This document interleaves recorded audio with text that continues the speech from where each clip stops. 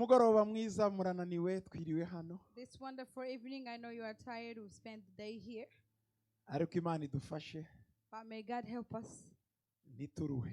not get too tired. Kandi Imana idufashe.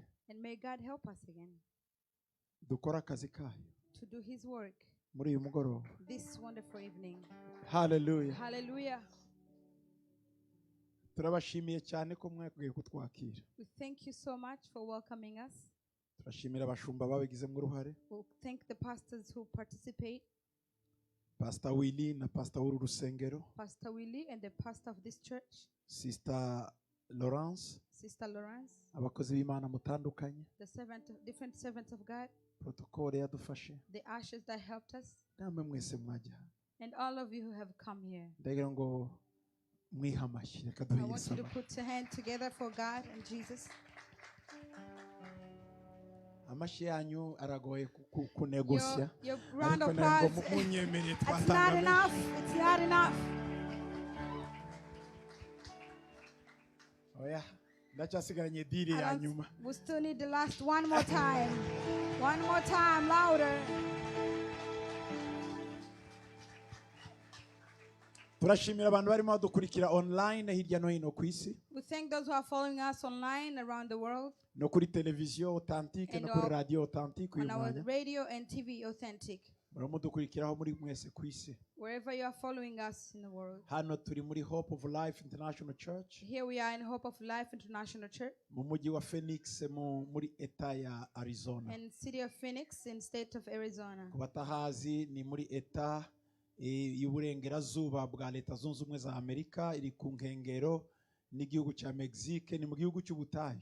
If you don't know, this is on the west side of the states. If you don't know, it's a desert state. Ariko ni cyiza cyane. But it's beautiful. Abatahazi harashyuha. For those who don't know, it's a warm state. Ariko turi mu bukonje, turi mu nzu ikonje hano. But the house we're in, it's cold. Ni n'igihugu cyiza cyane. And this is it's a beautiful country. Arizona ni heza. And Arizona is a wonderful state.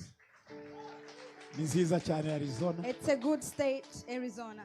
Igira umwihariko udasanzwe. There is a special about it. Kuri muri mu bihugu bitandukanye mutahazi For those ikunda kwakira impunzi nyinshi cyane.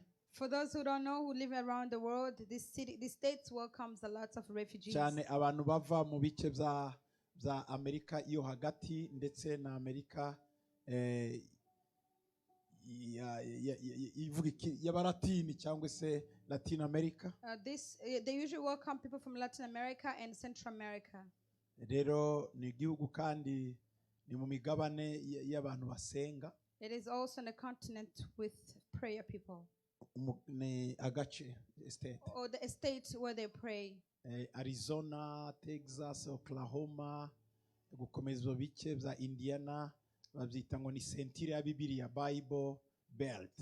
They call these states Arizona, Oklahoma, Texas, these are belt states. Ni abantu bakunda Imana gusenga. These are people who love praying. Rero turi ahantu abantu bakunda gusenga. So we are in the area where they love praying. Niyo mpamvu n'iri torero turimo ryuzuye abarimo babikurikira mwese online.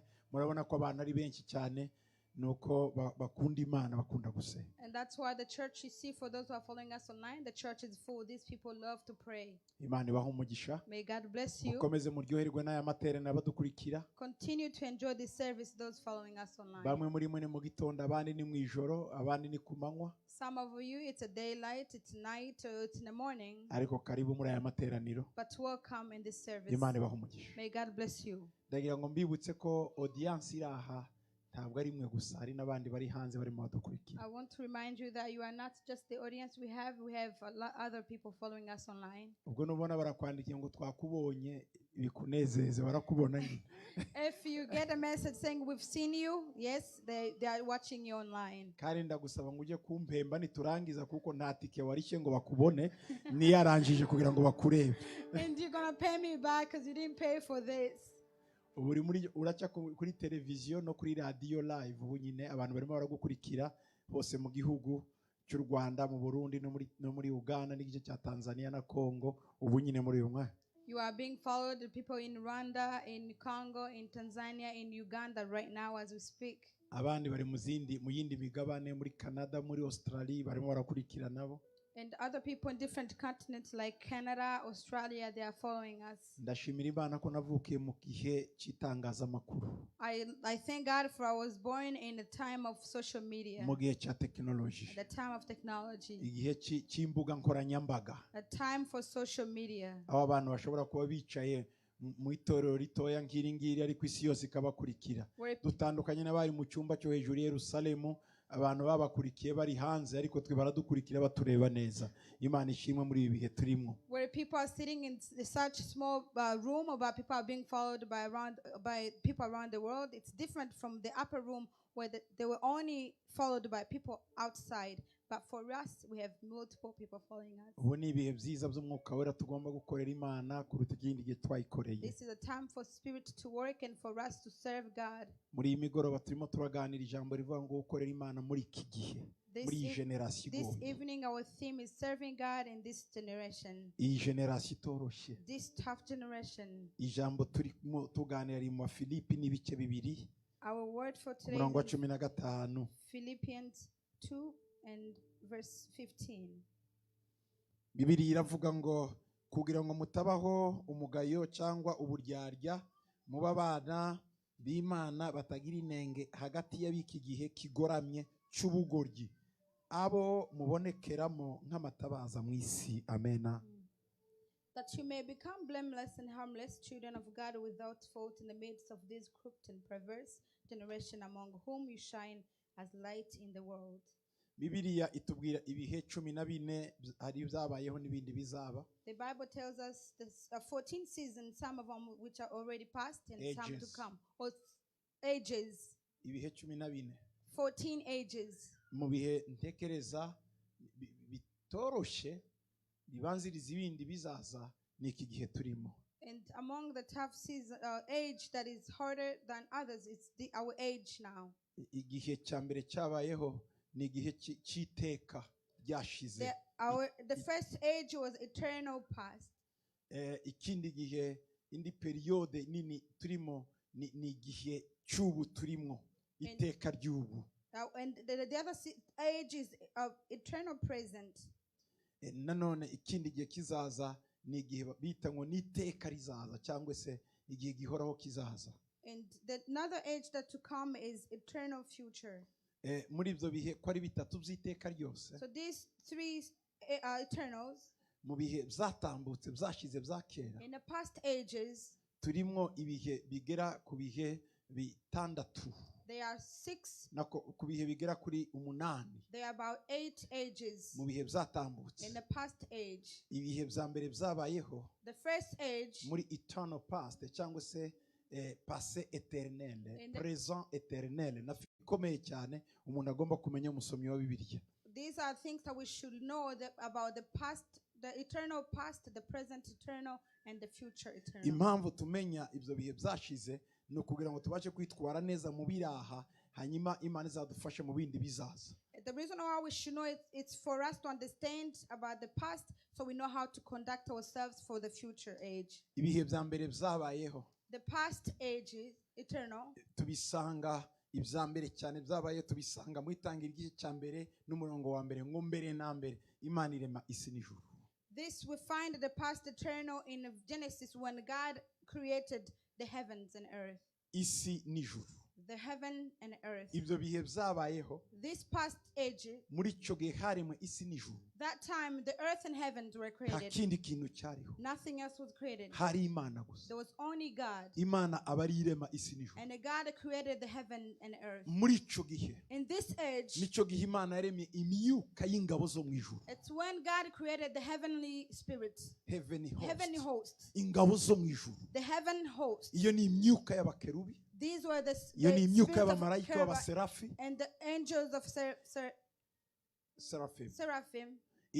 Imyuka y'abamarayika batandukanye, ingabo zitandukanye. The spirit of different hosts or different angels.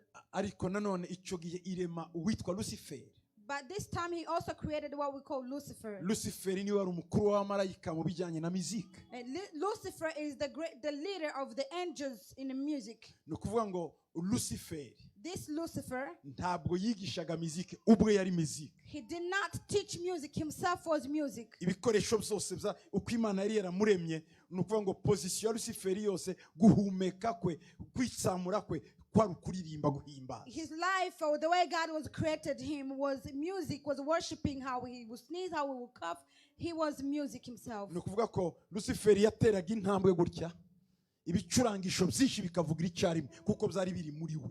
When Lucifer would step forward, all the instruments would play because they were in him.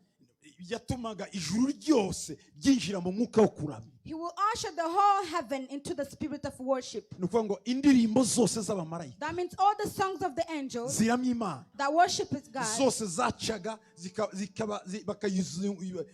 zikungururwa mu mababa ya Luciferi. all of them will go through the wings of Lucifer. Hanyuma nawe yatanda amababa ye akarekura cya cyubahiro kikajya ku Mana. When he would spread his wings, he will leave the glory to God. Yaratuye hagati y'amabuye yaka umuriro. So he was living in the middle of the stone, Mu burning bamarayika stones. baremwe Among the angels that were yari created, igitangaza he was the great, kuruta abandi bose, greater than others, ku bwiza no ku myambarire. for the glory and for his clothes. Ari mu bamarayika bari bambaye iby'umurimbo. He's in the angels who were dressed in the Icyo nicyo gihe beauty cya mbere garments. cyabayeho. And this was the eternal past. Imana yabayeho kera, God existed in eternal imisozi past. itararemwa, Before the mountain were isi formed, itarabumbwa, before the earth was inyanja formed, zitarabaho, before the oceans ibiriho were bitarabaho, formed, before they Imana existed, yariho. God was. Ibyo bihe babyita ngo ni igihe cya kera These cyashize. are called the past eternal. Ntidushobora kukibonera imibari duciye muri za ordinateri kumenya imibari y'icyo gihe ntibarika. We cannot tell about the length of that age because the computer cannot tell us. Icyo gihe Imana yariho yonyine. In this, it was only God's existence. Icyo gihe Imana yari ikomeye. God was great. Hallelujah. Hallelujah. Imisozi itararemwa, isi itarabumbwa, uhereye kera kose, uruko wahoze, uhereye kera kose, uruko wahoze. Hallelujah. Hallelujah. Ibyo bihe bya kera Before the past eternal, byaje kurangizwa n'iki iyo periyode ya mbere? how did it end? The first Zarangijwe no kugoma kwa Luciferi. it was ended by the rebellion of Lucifer. Ibyo bihe bya kera biba bibaye ibihe bya kabiri byabayeho. And these were the second age. Kugoma kwa Luciferi, The rebellion of Lucifer, ateranya abo mu ijuru, azana akavuyo mu ijuru, ateranya bakundanaga baranga. he brought the confusion and the hate to those who love one another. Ni igitagaza. Abantu baririmbaga, People who would sing, batangira gushwana. they start getting Imana disagreements. ibireba. And God was watching them. Nyiri bayazana yari Luciferi. Who brought this was Lucifer. Imana iravuga ngo, And God said, sinarwana n'uwo naremye. I cannot fight with the one I created. Reka ndebe undi naremye barwane. Mikaye, genda urwane na. Let me see someone else that I have created. Mike, go and fight with Genda urwane na. Lucifer. Go and fight with Lucifer. Intambara yo mu ijuru The first niyo warfare, yabaye intambara zose, mu ntambara zose zabayeho ku isi, iya mbere yatangiriye mu ijuru. the first warfare took place in heaven. Praise the Lord. Hallelujah. Kugwa kwa Luciferi, The fall of Lucifer. araza yangiza ibyari byararemwe, isi n'ijuru byari byararemwe, yangiza isi ayuzuza umwijima. He came and destroyed and ruined what had already been created. Muri theology bayita epoque luciferienne, igihe cya Luciferi And yaje. And this was a time for Lucifer when he came. Bukeye And what happened next? Imana iraza, God came. iza gukura yasi yari yararemwe, Lucifer yinjije ayiteramo ubugome ihinduka umusayo n'amazi. Imana iza kongera kuyikuramo. Icyo cyari igihe cya gatatu mu gihe cyashize. And God came and removed what he had created, and then Lucifer had ruined, and he made waters and the mud. This was a third age that happened. Aho niho Bibiliya ivuga. This is what Ku Bible murongo wa says. kabiri w'itangiriro rimwe kabiri. Genesis 1:2. Itangiriro rimwe rimwe n'itangiriro rimwe kabiri hari periyode y'imyaka miliyoni. Between Genesis 1:1 and Genesis 1:2, there is a period of millions of years. Aho Bibiliya ngo Imana irema isi n'ijuru. Where God says he created heaven Zari and ibihe earth. bya kera. It was an eternal past. Nico gihe ingabo zo mu ijuru zaremwe. This was the time of the heavenly hosts were created. Nico gihe ibihumeka byaremwe. This is all the living creatures were created. Inyamaswa bita za dinozore nico gihe zabayeho. The dinosaurs were created at that time. Muri ibyo bige hashize imyaka miliyoni In that n'imiliyoni. past eternal, Izo byari ku isi. these were on earth, Ariko biguwe neza. but they were pleased. Lucifer aje. And when Lucifer Isa came, irimbuza ubugome bwe yakumuriro n'amazi. he destroyed the earth by his hate. Ku And he murongo was wa on fire. kabiri. On verse 2, Ngo isi ntiyari ifite ishusho. the earth had not formed. Hanyuma ngo yari mu mwijima It itwikiriwe. was filled with the darkness. Kandi ngo umwuka w'Imana yagendagendaga hejuru yawo. And the spirit of God will walk around. Hofaringaga. Will hovering Hejuru will y'amazi. hovering Y'umuhengeri. above the waters. Ico gihe At that yari time, periyode ya gatatu. it was the third period. Ubwo Imana yasanze isi itagira ishusho. When God found the earth had no image, Ariko iryo jambo ririmo ijambo ryihishe rivuga ngo yigeze kugira ishusho. but there is a hidden word saying the earth before had an image. Turumvikana? Are we together? Ndagira ngo mbageze gukorera Imana mu gihe cya none. want Ariko you- mbakuye iyo ngomba kubavana. I want to take you from that time to now how we should serve God in this generation. Mwihangane. Bear with me. Igice cya gatatu. Chapter 3. Imana imaze kurema, imaze gukura isi mu mazi, irayikora, iyihindura ubusitani. When Iba God- nziza cyane. Garden. When God had created it, reformed the earth and made it a garden. Kuva muri Iraq From Iraq ukazageza muri Angola, to Angola, ugakomeza Zambia, to go to Zambia, uzamuka Afrika yo to hagati, go to Central Africa, uzamuka muri Ethiopia none na you Sudani, go to Ethiopia and Sudan, ugakomeza Egiputa, and you continue to Egypt, ukajya hakurya muri and you Yemen. cross to Yemen. Icyo gice cyose All kuzakomeza these part and continue. niyo yari ingobyi yari yarahawe Adamu, This was the niyo yari garden. teritwari ya Adamu. This was the territory of Adam, Iyo niyo Edeni. and that's what we call Eden. Edeni, Eden. Edeni nicyo gice cyose. It's all that part. Ariko aho Adamu yari atuye, But where Adam was living, yari atuye muri Afrika yo hagati. he was living in Central Africa. Hariya niho yari atuye Adamu. That's where he was living. Niho hari ibyicaro bye. It's where was his dwelling place. Muri Tanzania. In Tanzania.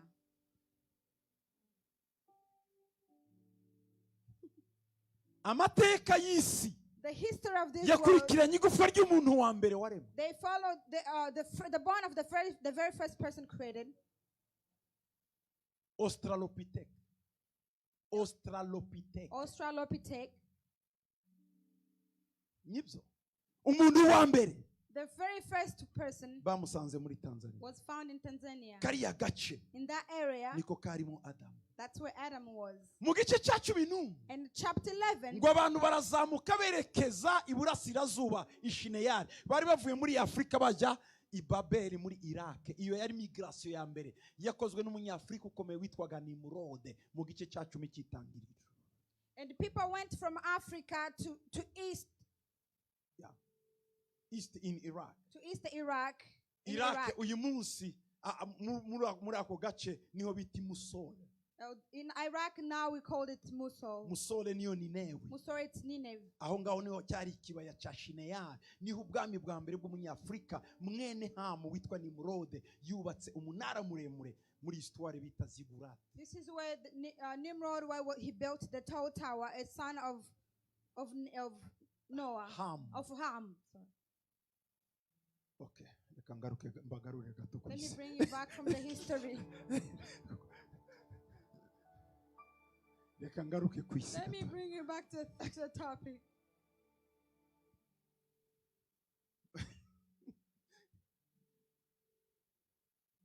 Mama kumuranyumva. Okay. You following your mother? Oya ndagerageza kuza kuko ndashaka kuvuga gukorera Imana muri iki gihe ubanza umenye ibindi bihe byabaye. I want you to understand the past times so you'll be able to understand serving God in this generation. Birarenze nuko turimo dukora amatorero gukorera Imana muri bibi. Imana iratangara. Ibintu turimo tugakorera Imana muri gutya yarumiwe. Turimo turakora mu bihe bya Australopithèque. The things that we are doing, it's beyond just having a church and starting churches. We are working at the time of Australopithèque. I tried. Wagerageje mwana umukobwa wanjye. Anyway.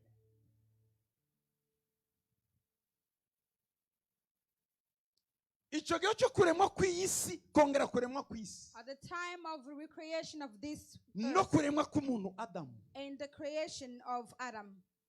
Bakaba mu ngobyi. And live in the garden. Icyo ni igihe cya gatatu Bibiliya yita ngo ni igihe cyo kutamenya, innocence. This is a time, the third period where the Bible says it's a time of innocence. Umwana w'umuntu ndi yarazi icyaha.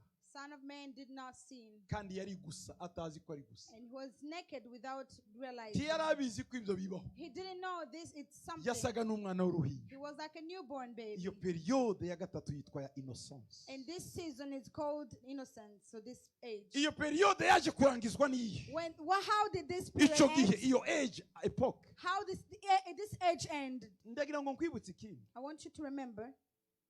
Ibyo twita umunsi. What we call a day. Birarenze. It's beyond what we know. Ngo Imana yongerera iminsi ku munsi wa kabiri hacaga imyaka nk'igihumbi.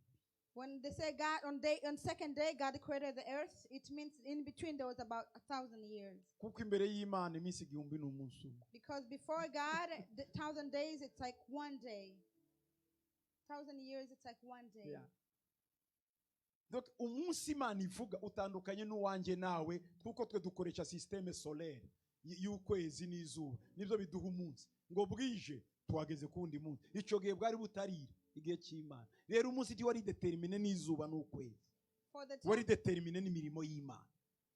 For our time, we use the solar system to determine a day. When it's daylight, we say it's a day. The next day, we say it's another day. But for God, it was yet to be the day, the sunset. Praise the Lord. Hallelujah. Let us wait for the glory of God. Let us wait for the glory of God. Yanzoka. The serpent, which is Lucifer, came and dressed in the body of a man. And this is what Satan does. Lucifer was a spirit. But he buried a body in an animal that God had created. Lucifer had tried to borrow the body of all the animals and refused. Only the serpent allowed him. And that's why God cursed him. Lion refused. Buffalo. The buffalo refused. The elephant refused. And it came to the serpent. You just need my body, will give me back? It say yes. And the serpent gave him his body. For Lucifer to speak with a man who was in a body. And the conversation took place between the serpent and Eve. In the fall of Adam and Eve, the earth entered into the fourth age. This is a time we call conscience time.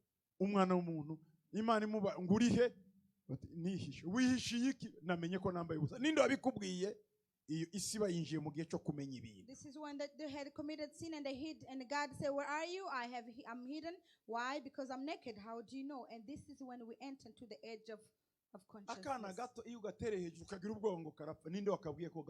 When you try to play with a child, they are scared because they might die. Why? Because that fear entered into the world.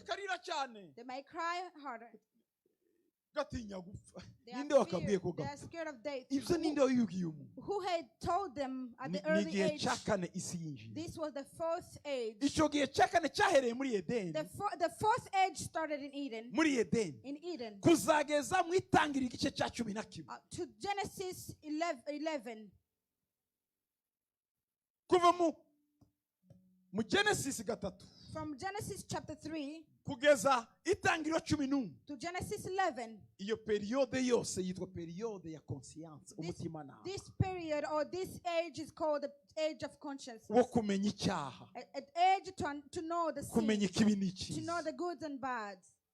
Muri iyo periode So in this age, nicyo gihe Noah yabonetse. it's when Noah was found. Akora ibintu byo gukirana. And he do of righteousness. Mu gice cya 11 On chapter 11 kugeza mu gice cya 12 to chapter 12, isi yari mu cyo bita ngo ni guverinema ime cyangwa se ubutegetsi bw'umuntu. this was human government. Icyo gihe nicyo gihe leta zatangiye gushirwaho. This is when the government was established. Umwami wa mbere The very first king, yari umwirabura, it was a black king. yitwa Nimrod. His name is Ngo Nimrod. yari umuhigo ukomeye imbere He was a y'Imana. hunter before God. Yarakomeye cyane. He was a great. Yubaka inzu nini, He built umunara ugera mu kirere. a tall tower. Bawita ngo ni zigurate. They call it ziggurat. Ni munara muremure. This is a tall tower. Hejuru y'uwo munara And on top of the tower, hari inyenyeri 12. there are 12 stars. Izo nyenyeri bazita ngo ni constellation. Constellation 12 étoiles. Inyenyeri 12 bita constellation. They call it constellation, which means 12 stars. Ziriho imibare ya horoscope. Ziriho icyo bita horoscope. Where there is something what they call horoscope. Horoscope murayizi? Okay. Horoscope ni ukuvuga ngo ni inyenyeri zo kuraguza, zo kuragura, zikakuragurira ikintu. Means it's the stars that will tell you of something. Turi mu kwezi kwa kangaho? Which month are we? Abakoresha horoscope ni yihe? Niba mubizi. Hari Scorpio, hari Lion, hari ibyo bintu byose. Anyway, reka kubisubiramo n'byinshi. But izo nyenyeri umuntu wa mbere wazikoze kuko yakoranaga n'ikirere yitwaga Nimrod. The very first person who touched those stars, his name is Nimrod. Ariko nsubiye inyuma. But when I go back, abana ba Nowa kwari batatu. The three sons of Noah, nibo bavuye mu bwoko butatu bw'abantu. The three types of people came out of them. Abene Shemu, the descendants of Shem, bavuyemo abayuda abayahudi. The Jews came out of him. Bene Yafete, the sons of Japheth, bavuyemo abazungu abazungu. The whites are through him. Hamwe n'abahindi igice cy'abahindi. And part of the Indian. Bene Hamu, and the descendants of Ham, bavuyemo abanyafurika birabura. The Africans are his. Bose bavuka kwa Nowa. They all are from Noah. Ariko icyatumye batandukana ku ruhu. But how are they different on their skin, color? Naho batuye, haba mu mbeho, haba n'ibyo barya. And where they live, or the weather of where they live and what they eat. Iyo ni forme yo hanze. This is just outside appearance. Ihindurwa na klima. It can change by the climate, by the water, imbeho, ubushuhe, with the tidal cold. Ariko imbere, by the inside, wese turi bene Nowa. We are all descendants of Noah. Amaraso y'umuzungu arasa n'ay'umwirabura. Because the blood of a white is the same blood of a black. Umuzungu agira amara nawe ukagira amara. A white has intestines, so you do. Nuvuga ngo iby'imbere ni bimwe. That means the insides nibyo bigaragara ko tuvuga nta maraso y'ikizungu abaho, nta y'ikirabura abaho. There's no blood of whites or blood of blacks. Gusa n'uruhu. It's just the color of the skin. Isi yatandukanye mu bice bitatu. And that's how the earth will divide into three. Rero bene Hamu, so the descendants of Ham, bari bafite Afrika yose. They had the whole Africa. Bene Yafete, and the descendants of Japheth, bazamuka mu misozi yo mu Burusiya. They went to the mountains in Russia. Bayita ngo ni misozi ya Caucasus. They call them the Caucasus Mountains. Niho mubita ngo ni Caucasian. That's why we call them Caucasians. Kuko Caucasus ihura na Asia, Caucasian. Nukuvuga ngo ni Asia ija no mu Buraya. Birahuye aho niho abazungu bagiye. Caucasus in Europe and Asia. That's where in those mountains. That's why we call them Caucasians. Abayuda, for the Jews, bakomoka kwa Shemu. They are descendants of Shem. Niho babita ngo n'abashemite. That's why we call them Shemites. Muzumva ijambo bavuga ngo Semitique, antisemitisme. antisemitism iva antisemite, abarwanya ba Shemu, abarwanya bene abayuda, antisemite. When you hear say anti-Shemites, it's because they are fight of the descendants of Shem. Okay. Mukomeze munyihanganire. Bear with me. Bakecuru, hallelujah.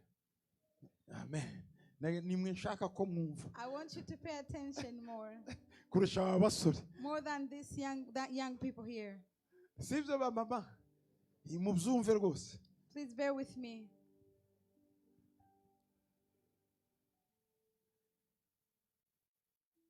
Igice cya gatandatu. And the sixth age. Kiri mu gice cya 12. It's in chapter 12. Ni cya Abrahamu guhamagarwa. It's the calling of Abraham. Kuzageza umunsi Abisirayeli bageze ku musozi Sinayi bavuye mu Giputa. This to the day when Israelites reached the mountain Sinai from Egypt. Kuva Abrahamu avuye Uri wa Kaludaya. From Abraham leaving the Ur of Chaldeans. Chaldea. Yabakaludaya Chaldea. Bariya n'abantu uyu munsi murabumva bakunze kubavuga abantu bitwa abakiride. Kiride. Abraham ava mu bakiride, Kardish. We call them Abraham leaving the Chaldeans. Naho niho. This is where they came from. Abraham arahamagara. Abraham was called. Imana iramuhamagara. God called him. Igihe cya guverinoma y'umuntu kiba kirarangiye, ubutegetsi bw'umuntu twinjira mu gihe cya gatandatu Bibiliya yita ngo ni igihe cy'isezerano, covenant. The age of main government was over and we had entered into the age of covenant. Muri icyo gihe cy'amasezerano, this age of covenant, cyabayeho Abraham ava muri Uri y'Abakaludayo cyangwa muri Mesopotamiya kuzageza Abisirayeli igihe cya Mose bavuye mu Giputa bari ku musozi Sinayi ahawe amategeko. This happened when they left the Mesopotamia to the time they got to the mountain of Sinai. Icyo gihe this time abantu bari mu isezerano, people were in the covenant, kandi cyabikomereshaga kwa ari ugukebwa. And the what established it was their circumcision. Umunsi Musa when Moses yaje yikoreye amabuye 12, amategeko amabuye abiri ariho amategeko 10, brought 2 tablets with the 10 commandments. Icyo gihe cyagiye cyararangiye. This time came to pass, tuba twinjiye mu gihe cy'amategeko, and we enter into the age of laws. Icyo gihe cyarangiye ryari? When this age of laws ended. Kuva mu gihe cya Mose ari ku musozi Sinayi, from Moses at the mountain Sinai, kugeza umunsi Yohana w'umubatizi, to the time of John the Baptist, atangiye kubwira abantu, he started telling people, nimwihane dore ubwami buraje. Repent, there's a kingdom of God. Icyo gihe cyarangiye. This was the time that ended. Umunsi abwira abantu, the time he told people, ngo dore umwana w'intama ngo uzikorera ibyaha by'abantu. See the lamb who will carry the sins of men. Yaragiye kubabwira ko igihe cy'amategeko kirangiye. He was telling them the time of laws is over. Dore, behold, umwana w'intama, the son of the lamb, uzikorera ibyaha by'abantu, who will carry the sins of men. Akibivuga, as he was speaking, abigishwa be bamuvaho basanga uwo mwana w'intama. The disciple left him and followed this. Ntacyo bari bagikoranye nawe, igihe cye cyari kirangiye. They had no business with him anymore. His time was over. Niyo mpamvu yafunzwe agapfa Yesu ntabyiteho. Igihe cyari cyarangiye. He was arrested and imprisoned and he died. Jesus did not do anything. His time was over. Turumvikana? Are we together? Kuva umunsi Yohana w'umubatizi, from the day of John the Baptist, asezera, he left. Hanyuma Yesu, and Jesus, agahurira ku musozi wa Tabora, he met at the mountain of Tabor, ari wo musozi wo guhindurirwamo, which is the mountain of transfiguration. Akahurira na Eliya, and he met with Elijah. Ahurira na Mose, he met with Moses. Icyo barimo bakora niki? What were they doing? Kwari ukurangiza igihe cy'amategeko cyakoranye n'icy'ubuhanuzi. It was a time to end the time of laws with the time of prophecy. Kuko mu gihe cy'amategeko, because the time of laws, hahagurutse abahanuzi, of prophets arose, babwiraga abantu, and they would tell people, ko ubuhanuzi n'amategeko bivuga azaza. that prophecy and the laws say he will come. Mu buryo bw'uyu munsi politike, in a political now, abahanuzi n'abanyamakuru, the prophets are the news, the media. abanyamakuru n'abajournaliste The journalists are the ariko prophets. bamenyesha abantu ivy'Imana They itekereza inform people, but they don't inform people of what God mbere is yuko thinking. Yesu aza Before Jesus came, Imana yohereje abanyamakuru benshi ku isi God sent a journalist on earth. abo nibo bahanuzi And these were the prophets. bamamaza inkuru They proclaimed the Yesaya news. akavuga ngo Isaiah would come ngo and dore say, ibirenge by'abafite inkuru nziza ku misozi baraje there's a feet of those with the gospel. yarimo on the avuga mountain are coming." abahanuzi He was speaking about bagiye prophets kubwira abantu who are going to tell ku people iherezo ry'igihe kigiye kurangira that the end of a time is now is hagiye coming. kuza ikindi And there's a new season coming. igihe cy'amategeko kigiye The kurangira time of laws is over. umunsi Yesu yahagaze ku musozi When Jesus stood on the mountain, abigisha ijambo rivuga ngo hahirwa hahirwa he taught the word, say, blessed, blessed. yafashe igice cya gatanu cyose cya Matayo n'icya gatandatu n'icya karindwi He took the Matthew chapter 5, 6, 7, and 8. Yesu abwira abantu ngo Jesus is telling people, hahirwa blessed abashavura are those who mourn. bazahozwa They'll be whipped. hahirwa abakene mu mitima They are blessed are the poor, ubwami bwo mu ijuru ni ubwabo because the heaven kingdom is there. hahirwa abarira Blessed are those who cry, bazahumurizwa because they'll be comforted. hahirwa abanyembabazi Blessed are the merciful, bazazigirirwa because they'll be given mercy. hahirwa abarenganywa Blessed are those who are bazitwa troubled, abana b'Imana because they'll be called sons of yarimo ahindura God. teoloji He was changing abantu theology. bari bagiranye imyaka igihumbi People have spent the 1,000 years with him. kuva igihe cya Mose From the time of Moses, ababwira igihe he kidasanzwe will tell them about the special time yabanje coming. kukibabwirira mu isinagogi y'iwabo i Nazareti He told them this being the synagogue in Nazareth avuye muri Yorodani from Jordan. arababwira ngo umwuka w'Uwiteka ndiho The Spirit of God is upon me. ibice bya Luka 4:19 Luke 4:19. araza arababwira ngo naje kubabwira ngo umwaka Imana itangiyeho imbabazi And he said, I have come to tell you a year that God is giving the mercy. umwaka w'imbabazi cyari iki ku Bayuda What was this year of mercy on Jews? wari umwaka wa jubile It was a year of Jubilee. yubile ni umwaka wo kubohoka Jubilee is a year of redemption or kandi umuntu freedom. wagombaga kuzana yubile And the person who was supposed to bring Jubilee, yari Masiya it was the Messiah. ijambo Masiya The word Messiah, ririmo ijambo mesha it has the word Messiah. mesha bisobanura ngo amavuta The Messiah means the oil. hari uwasigiwe ayo mavuta That those who've been anointed for niwe that, uzabwira abantu iby'umwaka he is the w'imbabazi one to tell them about the year of mercy. icyo gihe rero cyari kirangiye So this time was ending. hanyuma Mose araza And Moses comes bombi na Eliya and Elijah. bakoze muri cya gihe cy'amategeko They had worked in the time of law, baje kubwira Yesu ngo and they have come to tell Jesus, tuje gukora remise et reprise we have come to return them to you. hand over We have come to hand them to you. twaje kukubwira ngo We have come to tell you, twe twakoze mu gihe cyacu we have worked in our time, mu gihe cy'amategeko the time of law, n'igihe cy'abahanuzi the time of prophets, none and now ibintu byose ni ibyawe these are belong to you now. turabigushikirije We hand them all to uwo you. munsi bari ku musozi hejuru That time they're on the mountain Yesu top. arahinduka Jesus transformed. abagabo babiri baraza And these two men came, ba Petero barabamenya and Peter recognized umwe yari them. Mose One was Moses, uwakoze mu gihe cye who worked in his time, agakura abisirayeli mu and he bukoroni would take people from Israel. undi yari Eliya The other wakoze mu was gihe cye Nehemiah, who worked in his time, akagarura Isirayeli yose ku Mana took the Israelites to yari God. yaragiye kuri Bayali Who had gone to Baal, umugabo agasenga and this man kandi prayed, umugabo akabwiriza and this man who muri preached. Eliya In Elijah, harimo umwuka wa Aburahamu there was a spirit of harimo Abraham, n'umwuka wa Nowa and there was a spirit of yari Noah. umusenzi ukomeye He was a prayerful man, kandi akaba umuvugabutumwa and he was ukomeye a preacher.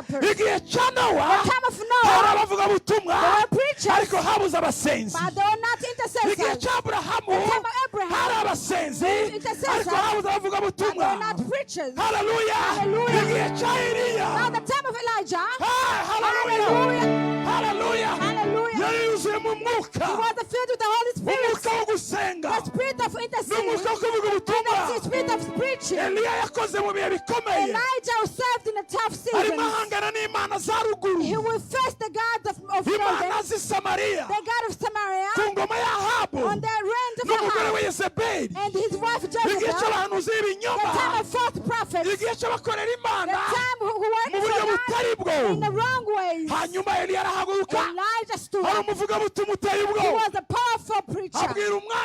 He told the king, call all the members. We're going to go to Mountain Carmel.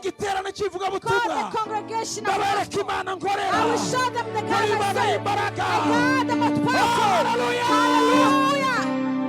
Hey! Hallelujah.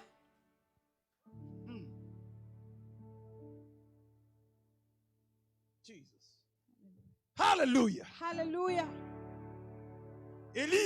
Elijah, yari mu imbaraga zari muri Noah n'imbaraga zari muri Abraham. He had the power that was in Noah and the power that was in Abraham. Ngo yarasenze cyane. He prayed. Ngo imvura ntiyagwa. And the rain stopped. Ngo arongera arasenga cyane. He prayed again. Ngo imvura iragwa. And the rain came. Yari umusenzi. He was a prayerful. Hallelujah. Hallelujah. Yeah. Oh. Jesus.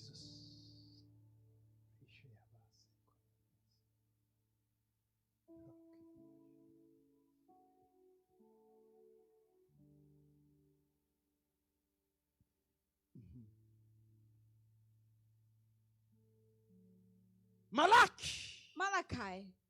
Yarabihanuye. He prophesied this. Ngo Eliya azongera kugaruka. Elijah will come back. Bice bine umurongo wa 6.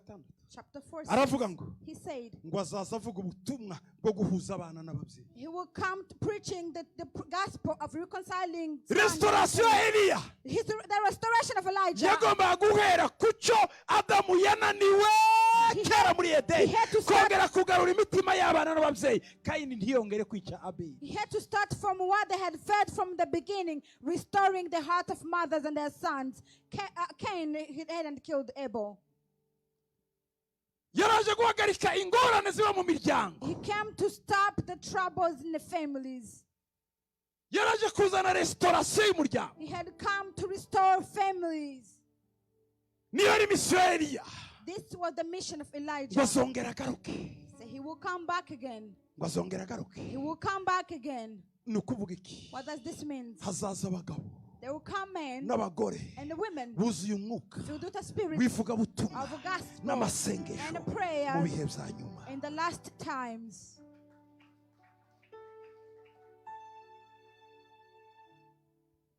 Hallelujah. Hallelujah. Hallelujah. Hallelujah. This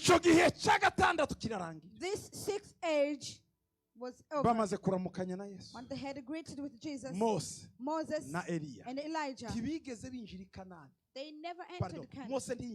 Moses did not enter Canaan. When Elijah was about to ascend, he had ascended across the river of Jordan where Moses died. They returned to Canaan, both of them, when they have come to say goodbye to Jesus. Spiritually, they have come to render over to Jesus. I became a faithful prophet in my time. But Father, Master, this man is Moses. He said, the Chronicle, Deuteronomy 18:18. He said, the God, He will rise another prophet who is like me, and He will come from your relatives. Elijah was saying this. So now it's you. Now I'm giving back to you. Moses said to him, what Elijah just said, it's you I was speaking about. Now receive your things. For me, I've worked, I've gone. These are the people, the tribe that you've been given. At that time, Jesus came. He came in His people. They did not receive Him. I want you to understand the reason why the grace time came. I hear people preaching the gospel. When I tell you about the grace, what is it?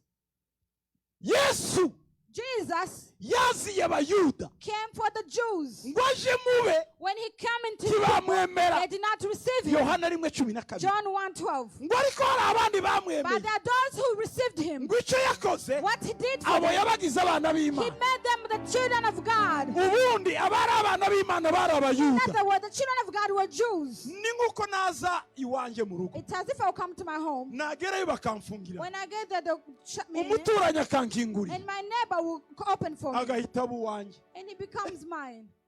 kavuga ngo naje mu banjye And so I came to my people. barankingirana They closed me out. abankinguriye nahise mbabera umugabo cyangwa umugore cyangwa And those who umwana. opened for me, I became theirs. Niko Yesu yavuze And this is what Jesus ngo said. yaje mube He came to his people, ariko ntibamwemera. but they did not Ibi receive barimo him. bivuga Yohana This was John who batari speaking. ko hari abandi But there are other people abamwemeye who yabagize welcomed kuba him. abana He b'Imana. made them the sons of God. Hanyuma Paul abivuga neza mu Roma 11 And Paul 11, wrote in Romans, he said, aravuga ngo He said- igice cya 11 chapter 11 in aravuga Romans, ngo icyo gihe he said, that time, ngo Imana yahise ihumisha abayuda bo God blinded all the Jews, ngo hanyuma ngo umubare w'abanyamahanga urinjira. and the number of the Gentiles arose. Abatari bakwiriye agakiza barakabona Those who did not deserve the salvation kuko got gusa it. aba banze kwakira Yesu These who rejected Jesus, Bibiri iravuga ngo the Bible says, ngo abatavuga ururimi nk'urwanjye ngo nibo bazamenya those who don't speak my language will know me. ngo abo nibo bakiriye Yesu. Those are the one who welcomed Jesus. Icyo kintu cyo kwakira Yesu abandi bamanze nicyo bita ubuntu. This thing of welcoming and receiving Jesus when others had rejected him, it's called grace. Tunasikirana Are we together? ubuntu ni iki? What is grace? Ni periyode It's a muri period. bya bihe 12. In these 12, 14 ages, Iki ni periyode ya karindwi. this is the 7th age. Ivuga iki? What does it mean? Iravuga ngo It says, abanyamahanga ni muzi all the Gentiles come, ariko hari umubare but there's a number. niwuzura When the number gets, nzabavamo nisubire muri bene I will wacu. go out of you and go to my relatives. Iyo periyode iyo This niyo age, yitwa ubuntu. it's called Nibwo grace. abantu birirwa bakinakinamo ibintu It's batazi. where we take it for granted. Ngo ese none ducumure ko dufite ubuntu? So should we sin because we have a grace? Paul aravuga ngo ya Paul said no. ngo ese So, ngo uwaciye igiti cy'umwelayo ko cyamwangiye ngo mwebwe hingurukizi bizagenda gute nimukora icyaha? he said, the one who cast the tree of Olive. olive, how much will he cast you? You grafted. You grafted.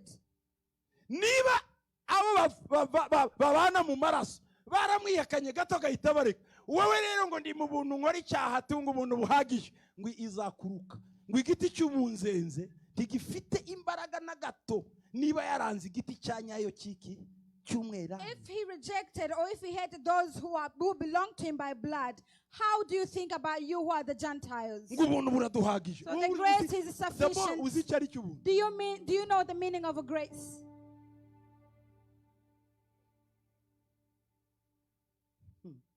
Hari igihe umuntu ajya mu ndege akicara mu ntebe itariye, There's a time. nyirayo yaza agahita agahugura mukabona afashe utuntu aragiye kuko yarazi ngo nta muntu uhari.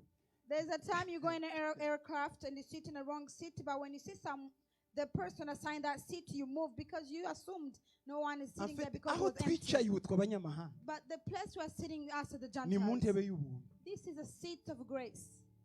Ngo ariko But ngo umubare w'abanyamahanga umaze kuzura. the number Ugiye of the kuzura. Gentiles about to fill. Uzi ko igiye kuba? You know what's going to Imana happen? igiye gusubirira abayuda, God is going to go back to the Jews. kandi uko isubira abayuda And as he go back to niko the igiye Jews, gukinga imiryango ku banyamahanga. that's how we shut the door for the Gentiles. Icyo nicyo gihe cy'ubuntu kizaba And kirangiye. this the period or the age of the grace will be over. Hanyuma abantu binjire mu gihe cya munani. And we'll enter into the 8th age. Igihe cya munani ni iki? What is the 8th age? Ni igihe cyo gukwizwa kw'abayuda cyane. It's the salvation of the Jews. Bazakizwa. They will be saved. Muri icyo gihe In this age, kizahurira n'igihe cyo kuzamuka kw'itorero. it will be Rapture. the same age of a rapture. turumvikanye Are we neza together? hagati y'iki gihe Between this age, kuko tukigiye kurangira cyane because it's almost at the end. cyatangiye ryari When did it start? muri 48 In 48, igihe Israeli yabaye igihugu when Israel became a country. muri A nation. 67 In 67, abayuda ba mbere bari bamaze gukizwa bafite itorero i Yerusalemu the first Jews had a church in Jerusalem. umugabo ukora muri biro yacu i Yerusalemu A man who works in our office in Jerusalem. yitwa Boaz Firstman His name is Boaz, the first man. ise ari mu bantu ba mbere Yesu yiyeretse i Yerusalemu n'umuyuda His father is among the first people that Jesus revealed himself to. He's ise a ni Jew. ari mu bantu batangiye urusengero rwa mbere He's in one of the people who started the uyu first munsi church. nimo mbabwira As I'm telling you, i Israeli in Israel, hari congregation z'abayuda zigera ku 3,000 there are about 3,000 congregation of Jews. abayuda ko barakizwa buri munsi Jews are being saved kandi daily. ibyo ntibyabagaho And this never happened before. reka mbaho urugero ruto Let me give you an example. barya abagabo bambara ingofero z'abafarisayo murabazi b'abayuda The people that bambara you see ibigofero byirabura b'abana with the caps, the black abo mwita caps, barabe we call them rabbi. muri mirongo ingahe 98 In 1998, or 98, muri 98 njyewe nari Yerusalemu in 98, I was in Jerusalem. ngize imyaka 20 ngenda i Yerusalemu buri mwaka It's 20 years that I go yearly in Jerusalem. ndagira ngo tuzajyana ubutaha I want you to come with me next time. muzaze ubutaha tujyane i Yerusalemu Come with me next year. next year This year in Jerusalem. ubutaha Next time to tuzagenda ku itariki 10 kugeza kuri 20 z'ukwezi kwa 12 in December from the 10th to the 20th. 10 To the 10th to the 20th. uzaze tujyane nawe Israeli Come with me, we will go to Israel. nibikunanira If it's impossible, tupange tuzagenda umwaka utaha hagati y'ukwa gatanu n'ukwa gatandatu we can plan to go next year between the month of May and ariko June. ntuzapfe ngo tuguhambe utaragera hariya ha But don't let you die before we go turabyanze to mu izina rya Israel. Yesu We refuse na Musa that. bahambiye muri Jorodani yarazutse aza kukubonana na Yesu i Kanani nkanswe wowe ukiri muzima Even Moses, who died and buried in Jordan, he arose and he met Jesus there. mwumve rero Listen, icyo gihe nari Yerusalemu when I was in Jerusalem, muri 98 98, nari ncumbitse mu nzu y'abapasiteri babiri b'abayuda I was staying in a pastor's house of Jews. n'abagabo babiri bavukana These were two brothers. ntabwo barongoye They never got married. nabo mu muryango wo kwa Lewi They are from the Levites. umwe yabaga New York undi yabaga i Paris One was living in Paris and the other was living in New York. barabanjeniyeri b'abarchitect There was engineer or architecture. bombi Both of them. umwe ari ukwe n'undi ari ukwe Yesu arabiyereka They were all in different area, but Jesus revealed himself to them. hanyuma umwe ahita ataha undi nawe arataha batinya kubivugana kuko bari abayuda bamwe bagoye cyane ariko urasize waje gukora iki nawe waje gukora iki baza gusanga bombi Yesu yabiyeretse uko niko batangiye itorero bafite itorero i Yerusalemu kugeza uyu munsi. These were two brothers who lived apart about what they came to meet together because Jesus had called them, and now they started a church and they are my friends. Rero nari muri haraka library gato bagira k'ibitabo. So they have a small library. Nari kumwe n'umukobwa w'umuyudakazi wakuriye mu Faransa yari aho nawe yazaga ku yari yaraje kwiga igiheburayo. I was with a Jew lady who was raised in France. At that time she was there. Arambwira ati Paul ngwino nkwereke. So Paul, come, I'll show you. Ati urebe umuntu urimo usoma ibitabo hari inyuma yihishe. There's a man who's reading books behind there. Ati umurebe neza nagenda ndakubwira ibye. Watch him when he leaves, I'll tell you about him. Umugabo yarimo asoma ibitabo. This man was reading books. Akahazindukira asoma. He will go in the morning reading. Akirirwa asoma. He will spend the day reading. Akarara asoma. He will spend the night reading. Arambwira ngo bari 40. And he said there were 40. Bose b'abayuda. All of them Jew. Bagiye kwigisha idini rya Kiyahudi muri Afrika y'Epfo i Cape Town. They were going to teach the religion of Judaism in southern or South Africa. South Africa muri Cape Town. In Cape Town. Bose all of them bari kuri ku murongo bategereje immigration ko baterera bagataha. They were in line for the immigration to go. Umwe agasubirayo. One by one will leave. They will go behind from the immigration. And they will be scared to share.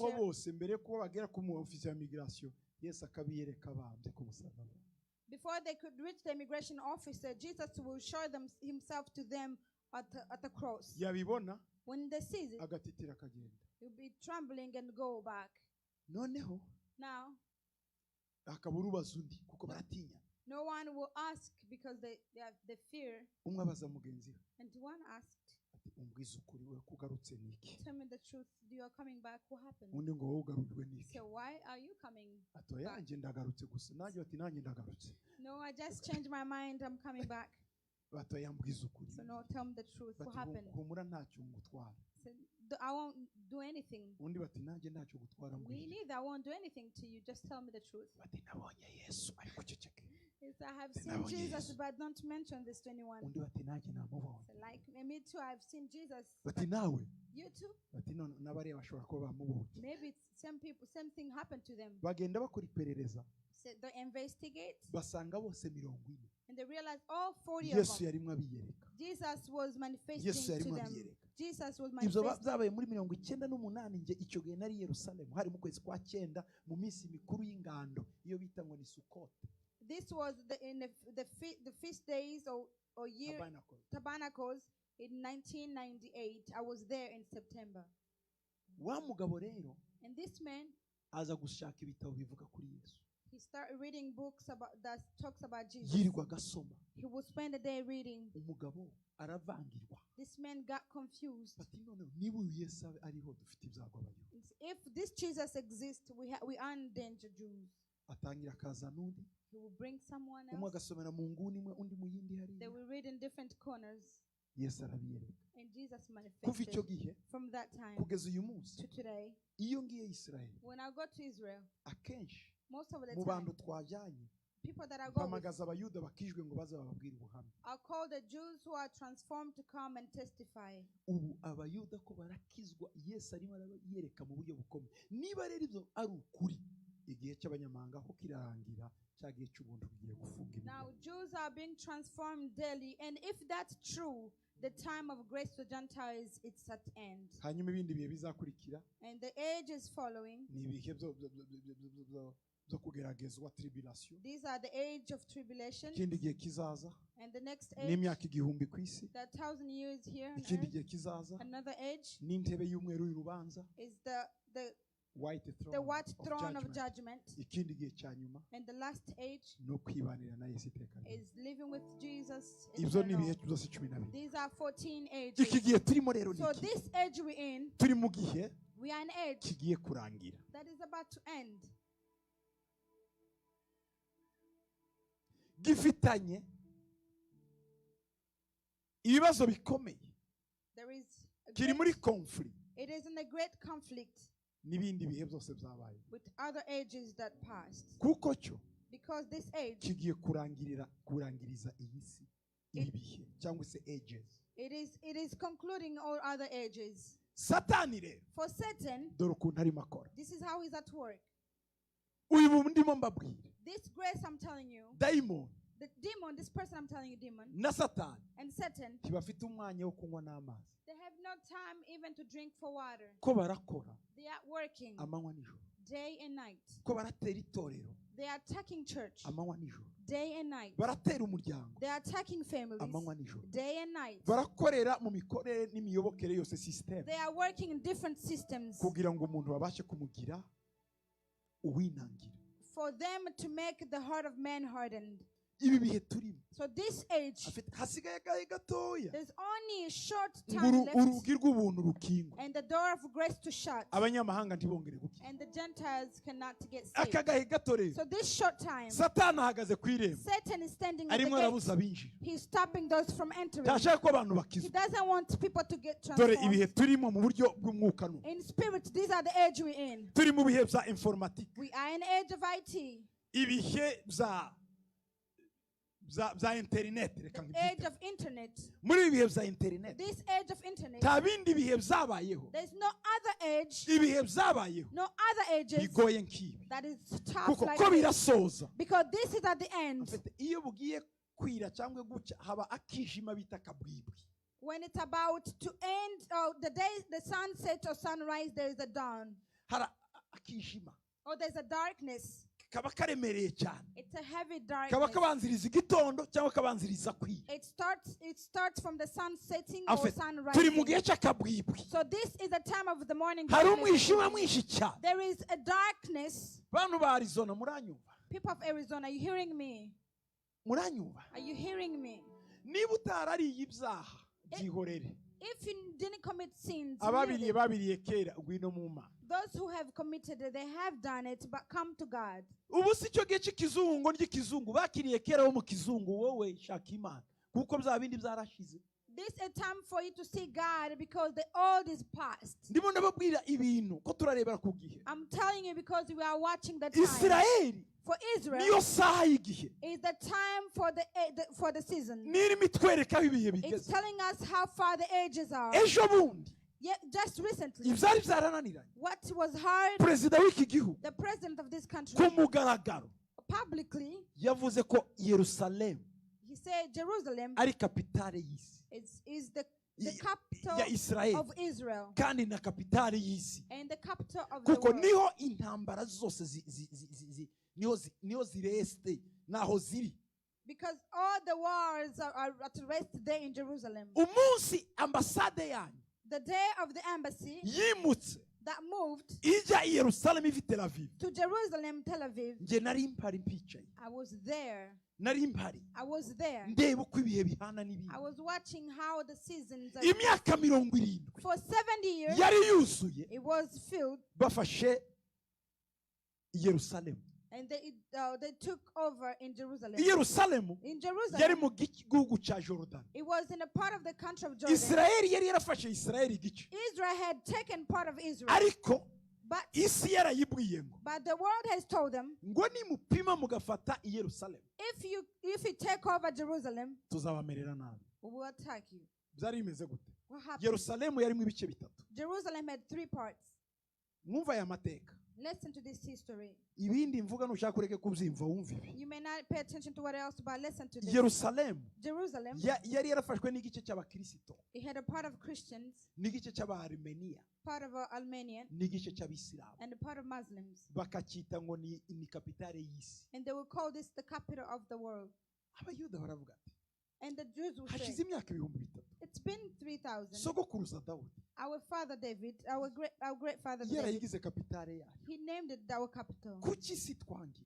But why is the word against us? Icyo gihe barimo barwana At that time they were fighting muri 67 in 67. iyo mwumva ngo ni intambara y'iminsi 6 When you hear this about the 6 days war, yari ikomeye it cyane. was a great war. Abarabu bose bari bahurije hamwe. The Arabic had united together. Abayuda ni miliyoni zitarenze 5, Jews are about 5 million, ariko abarabu bose ni miliyoni irenge 300. but Arab are 300 million. Bahaguruka bose kubatsemba All of them arise muri Egiputa, to kill muri them. Syria, In Egypt, muri in Arabiya, Arabia, bose barabazenguruka. they all attacked. Iyo yari intambara ikomeye cyane. This was a great war. Hari umujenerali There was a general, bita Moshe Dayan, his name Moshe Dayan. yari na ministre, yigeze kuba ministre w'ingabo. He was a minister of defense. Aravuga ngo dukubite Yerusalemu tuyifate. So let us attack Jerusalem. Igihe bafashe Israeli kuba igihugu, When they changed Israel to a we country, yaravuze ngo dukomeze, arakiri umusirikare muto, he was still in the military, a young one. dufate ntitwafashe igihugu tutafashe Yerusalemu. We cannot take over the country without taking over Jerusalem. Baramwangira. They refused. Isi yaravuze ngo nimukora kuri Yerusalemu The word says, if you touch Jerusalem, mwese turabamara. we will all kill you. Bakomeza muri ubwo bwoko. They continued that fear. Umunsi yabaye ministre w'ingabo Moshe Dayan, The day he became a minister, yaza mu mukubita imbwa dufate he Yerusalemu. said, let us fight and we'll take over Jerusalem. Gukora kuri Yerusalemu So touching ni Jerusalem, nko gukora mu nzu kutashizemo umwotsi, ni nko gukora mu mavubi ahantu habi. it's like a touching in the bees. Abana batazi inzuki zo mu mpako ushiramo umwotsi ukabona gukuramo ubuke. Anyway, Or you put, yeah. okay. Donc ni nko gukora ahantu isi yose ukayihagurutsa. It's like you touch certain place and the whole world is attacking. Bararwanye, They fought. bamaze kurwana After they had fought, bafata igice cya Yerusalemu cy'iburengerazuba, they took a part of Jerusalem, the western part of amakuru Jerusalem, amugeraho and the news came to him ko abasirikare bose babakubise that all the military had been beaten kandi barangiye. and they are finished. Moshe Dayan abyumvise When Moshe Dayan heard this, arirukanga he ran. ajya ku gikuta cy'igisigazwa cy'inzu ya Salomo He went to the left part of the house of Solomon, cy'iburengerazuba, of the western part. aragenda agikoraho He went and touched it. n'abasirikare And the military. aravuga ngo mana ya sogokuruza He Aburahamu, said, God of the forefather Abraham, mana ya Dawudi, God of David, mana ya Salomo, God of Solomon. waravuze ngo nitwerekeze amaboko yacu kuri iyi nzu You say if we point our hands to this house, dutewe n'abanzi, attack by our enemies, uzatwumva uri mu ijuru. you will hear us from heaven. Amaze gusenga iryo sengero Once he had prayed this prayer, baramuhamagara ku cyombo they called him on ngo ubu nyine the urugamba walkie-talkie. rurahindukiye, So now the war has dukubise changed. abarabu bose We tubajyanye, are fighting. We've beaten the Arabs. barabakubita They fought. babakura ku nyanja y'i Galilaya, They sent them from the Galilee, the Sea of Galilee, bafata imisozi y'i to the Bashani, mountain of Bashan. niyo bita iyi Golani uyu munsi, That's what we Golani call Heights. Golan Hills. barayikubita Heights, Hills. barayikubita They fought. bagiye kugera neza i Damasiko, When they're about to reach oni Damascus, iravuga ngo ntimurengaho, the emir said, "Don't go over there." barahagarara. They stopped. Ariko ryari iryo sengesho But that was because of his kuva prayer. 67 From 67 kugeza mu bihumbi 2017 to 2017, hari hashize imyaka 70. it had been 70 years. Nicyo gihe iki gihugu, This is when this country, iki gihugu cyanyu this nation, your nation, cyavuze ngo turahagurutse, proclaimed that we are to rise biciye muri Kuro, perezida wanyu Kuro niko mwita Cyrus. from your president Cyrus. Nabizi ko hano utamuvuga cyane, reka mvuge gahoro, yitwa Kuro. His name is Cyrus. Kuro arahaguruka Cyrus stood up. aravuga ngo He said, igihugu mpagarariye Leta Zunze Ubumwe za Amerika, the country that represents the USA, ndategetse Trump as I command Trump, kuva uyu munsi from today, turarekonesa Yerusalemu ka kapitali ya Israeli. recognize Jerusalem as the capital city of Jerusalem. Kandi iki nicyo Of kizaba Israel. ikimenyetso. And this will be the sign. Ambasade yacu irava i Tel Aviv Our embassy will go from Tel Aviv straight to Jerusalem. i Jerusalem. To Jerusalem. Umunsi bayimuye, The day they removed it, they shifted, They shifted to- relocated. they relocated from Jewe Tel Aviv. Gitwaza nari mpari I, ndeba Gitwaza, ndeba was- amateka ahana n'ayandi, I was there amavamo ayandaza. watching the history shifting. Ntushobora kubyumva. You cannot understand Twari this. amahanga 70. We were 70 nations. Uwo munsi tuzunguruka umujyi wa Yerusalemu, At that time, we surrounded the city of Jerusalem. tujya kuruhukira mu kibaya cya 70 nations. turirimba n'amakondera, We were singing kuko amateka yari yubatswe, because the history was ibintu changed. byari bihindutse. Things was shifting. Ibyumweru 70 Daniyeli yavuze, 70 years that Daniel mentioned, ibyumweru 70 weeks 70 weeks, byarimo byuzura tubireba. it was fulfilling while we're watching. Umugabo wabanje gutegeka igihugu Clinton The man who was the president, Clinton, yari yarasezeranyije ko azabikora, he had a promise that he would do it. ntiyabikora. He didn't do. Bush ajyaho Bush came ati president, nzabikora, said, I will do it. arangiza kabiri atabikoze. He didn't do it. Mwene wacu araza nawe And our friend came, nawe our yigendera brother gutya, became, and he left the same thing. ariko Kuro araza. But when Cyrus came, Yesaya 45 bamwita Kuro, Isaiah- ngo ntiyigeze amenya ngo ariko ni umukozi wanjye. Niko Bibiliya Isaiah imwita. 45 says, he did not me, but he's my servant. Ngo Kuro Cyrus, ngo ntiyigeze amenya namba ngo ariko mwita umukozi wanjye. he didn't Niko know me, Bibiliya but ivuga. I call him my servant. Rero Kuro Cyrus, Kuro arakabyara. blessed be Cyrus. Gusa hari impamvu Clinton atabikoze. There is a reason why Clinton didn't do it. Nibyo ngiye kubabwira impamvu abavuga ubutumwa muri iki gihe mugomba gukora. And that's why I'm going to tell you this. Those who preach the gospel must be great. Ndababwira shift mu buryo bwa politiki, bwa tekinoloji, bwa business. Ariko mumbabarire ndabivuga mu buryo mu rurimi rwumvikana. I will tell you about the shift of politics, technology, and business. Hanyuma ndangirize ku mwuka wa Eliya uri muza muri ibi. And I will conclude by the spirit of Elijah that is taking place in this age. Mwarushye? Are you tired? Uruha ahaguruke yirambure nta kibazo mu rusengero haba umudendezi. If you, Wakwinanura wagira ute nta problem. If Wahaguruka if you Don't feel give problem. tired, you can stand and stretch yourself. dukomeze.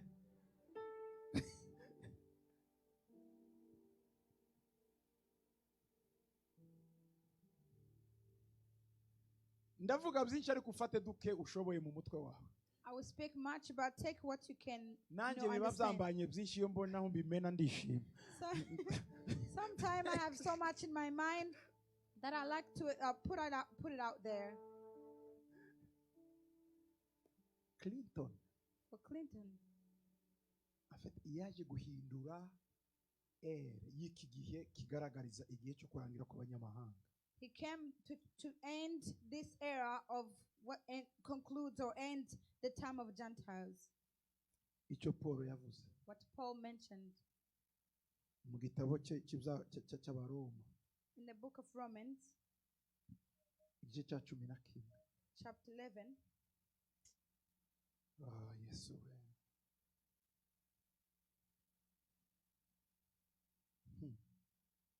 Ku murongo wa 25 na 26. 11. Romans chapter 11, 25 na 26. and 26. Ngo bene data kugira ngo mutabona uko mwirata twarabwira abanyamahanga ndashaka ko mumenya iby'iri banga. Ni Bibiri bivuga ngo Abisirayeli bamwe banangiwe imitima ngo ariko si bose, kugeza ubwo abanyamahanga bazinjira mu itorero bakagera ku mubare ushitse, ngo nibwo 26 ngo Abisirayeli bose bazakizwa. Umubare w'abanyamahanga wo gukizwa hafi ko barinjira. The number of the Gentiles, it's almost full. Sizi ko mwumva. I don't know if you understand this. Ije nababwiye ko ari ibihugu bimwe bitarinjira. Yesterday I told you there are some countries that are yet to enter. Ariko kubera internet But because of the internet, barimo barinjira. they are coming in.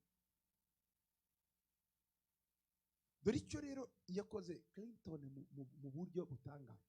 This is what Clinton did.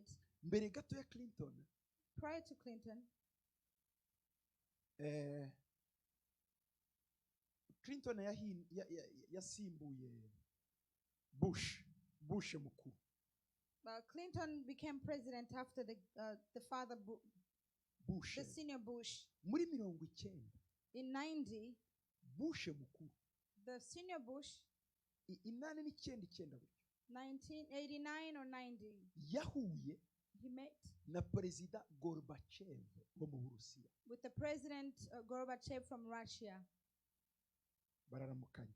They greet one another. Baramukanye. When they greeted, Bavuga ijambo rikomeye. they spoke a great word. Ngwiri n'itangiriro rishya, New World Order. I said, this is the new world order. Ni ukuvuga ngo Which isi means yinjiye mu kindi gihe. the Baramukanye. word has shifted into another. Hari haramukanyije Gorbachev wari uhagarariye igihugu cy'Abasoviete cyari gifite amayeta 13. This was Gorbachev who was represented a Soviet country which had 13 states. Bari bagize igihe. It's been a while. Hari intambara y'ubutiti. Intambara y'ubukonje. Oh, there was Guerre a froide. cold war Hagati between y'Uburusiya Russia n'ibihugu bishigikiye Uburusiya and the country that supports Russia, n'Abanyamerika and for Americans n'ibihugu bibashigikiye. and the country that supports America. Muranyumva? Pay attention Ndimo to this. navuga shift muri politiki. I'm telling you about the shift in politics. Niba ushaka kuba pasiteri muri ibi bihe ugomba kumenya ibi ndimo mvuga. If you want to be a pastor in this age, you must know what I'm saying. Cyangwa uri umukozi w'Imana Or maybe you're a servant of ugomba God. kumenya ibi bihe. You must know these ages. Kuko nibyo bihe byacu. Because this is our age. Muri icyo gihe, This time, icyo gihe at that time, isi yari iciyemo ibice. the world was divided. Igice cyo muri Afurika The part of Africa, cyarimo ibice bibiri. it had two parts. Ibice byari bishigikiye Uburusiya The part that supported Russia n'ibice byari bishigikiye Uburayi. and the part that supported Europe. Nicyo gihe And this was a time bashizeho amaradiyo. they established radios. Radiyo zari iki? What was a radio? Yari propaganda ya politike ya buri gihugu. It was a political propaganda for every country. Turumvikanye bene da. You hear me? Ni ukuvuga ngo Abarusiya This means for Russia n'Abanyamerika and Americans, bari bahanganye. they were facing each other. Baba mu ntambara. They were in a conflict. Donc zikonje niko They were in bayita. a cold war. banekana bangana. They were spying one another. They hated one another. Hakaba n'ibihugu biri inyuma y'Amerika n'ibihugu biri inyuma y'Amerika. And there were countries supporting America and there were countries supporting mu bihugu Russia. byari inyuma muri Afrika, The country that was supporting in Africa, Congo ariyo Zaire, Congo, which was then Zaire, yari inyuma ya Amerika. it was supporting America. Angola yari inyuma y'Uburusiya. it was supporting Russia. Nicyo gihe And this was the time Congo for Congo hamwe n'abanyamerika with Americans. baremye Savimbi.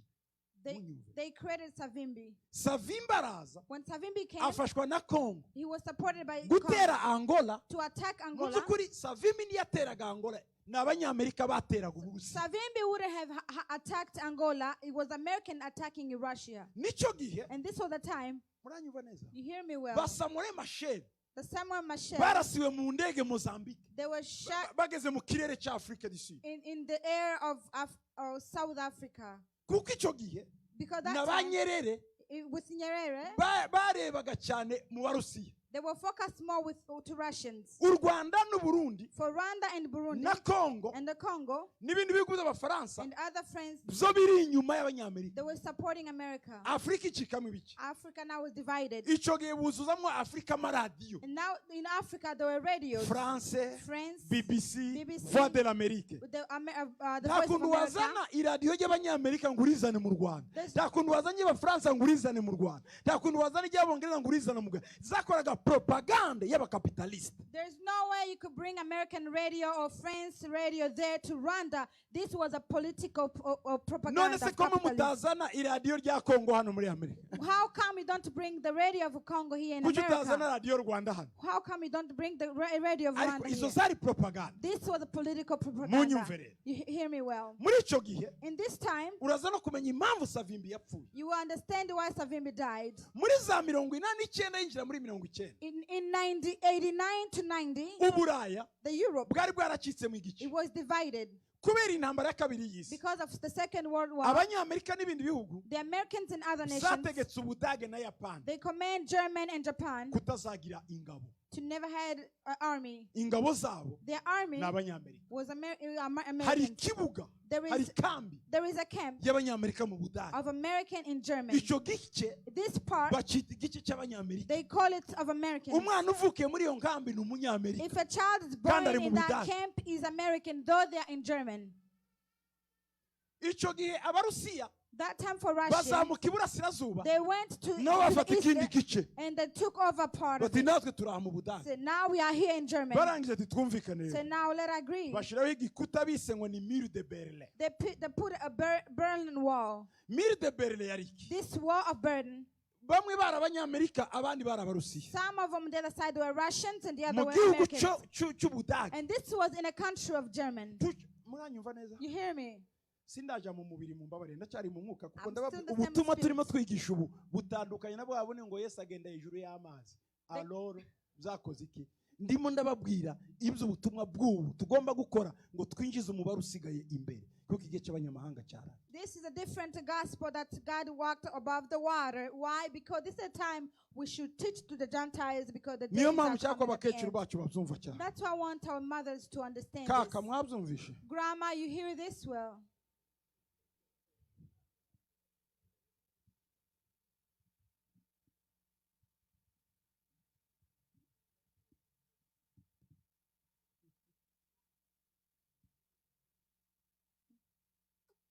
Bakaka barumva buriya. Grandma, they can listen and understand Ndabizi this. ndetse barumva kurusha bamwe hano. They understand better than some of us. Arakubaza Berire ubwira icyo umusubiza mu mwanya. They will ask you and you won't have anything to answer to them. Icyo gihe rero At that time, muri 99 in 90s, baramukanyije when they greeted Gorbachev Gorbachev na Bush. and Bush, Biratangaje.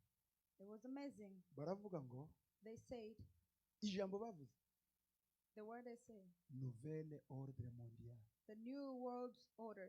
ngo dushire ngo gahunda nshya y'Isiramu. This, we are going to establish the new world order. Barangizanyije amaboko. When they were done greeting, Arataha Gorbachev Gorbachev went back. akora icyo bitaga reforme économique, guhindura ubukungu bwabo. Bari bagize nk'imyaka 5 babuhindura ariko bataramwa reforme yabo. Iyo reforme bayitaga perestroika. He changed the reform or economy reform at that time in that country. Bivuga uko bahindura ubukungu bwabo. That's how they changed the economic system. Muri 90. In 90. Munyumve. Listen.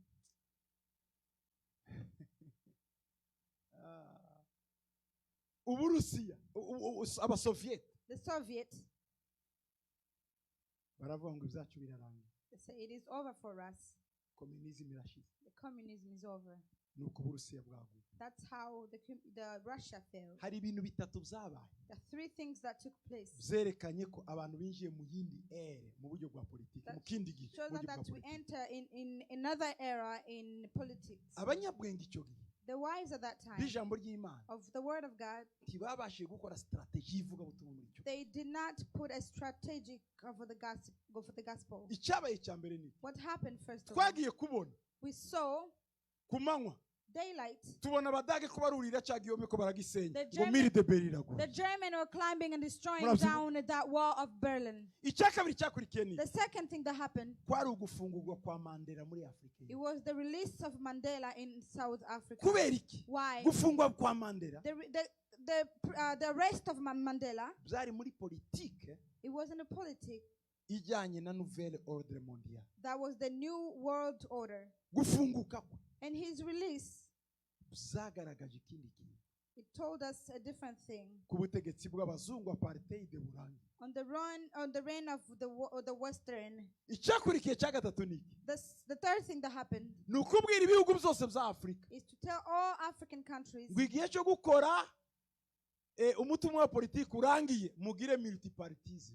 Nicyo gihe ba Kisekedi bahugurutse n'abandi barahaguruka. Mobutu arahagarara avuga ngo je prends congé d'IMPR. Ntabwo ari Mobutu wavugaga, ni ibihe byari byageze. Iberile haguye, Mandela yasohotse, nta kibazo abarusiya n'abanyamerika bagifitanye. Savimbi nicyo gihe yatangiye gushira. Icyo gihe baramubwira ati ntiwongere gufasha Savimbi. Savimbi ahinduka rero inyeshamba yo kwimba amadiyama gusa nta kindi kugeza bamwishe. The time changed. I will just try to brief this. The time changed when the wall of Berlin was being destroyed and Mandela being released, and the Western told Africa, now it's time for you to establish multi-parties. At that time, a person will get up and say, now I have my political party, and the different parties arose. At that time, there was a political shift. At that time. As the politics shifts, and that's how in spirit something was shifting. I would together. In economy, Clinton became president. When Clinton became president, the first thing he did, he entered into the secrets of Satan. They had a way they would spy on Russians. They will use electronic mailer. Or what they use, electronic email. Electronic email. This electronic email. It started long ago. They will use emails before we knew. In 69, the time they went to the moon, they will use Skype. But we know about Skype. The military of Americans.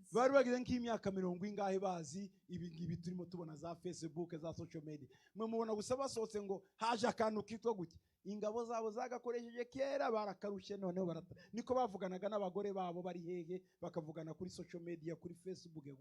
Ubu ngubu baza kubireka. Igihe cya Clinton icyo yavuze aravuga ngo ibi bintu reka tubigire commercial byinjire mu rwego noneho rw'iki rw'ubucuruzi. Niyo bise com.com, yahoo.com, hotmail.com, gmail.com. iriya com biravuga commercial.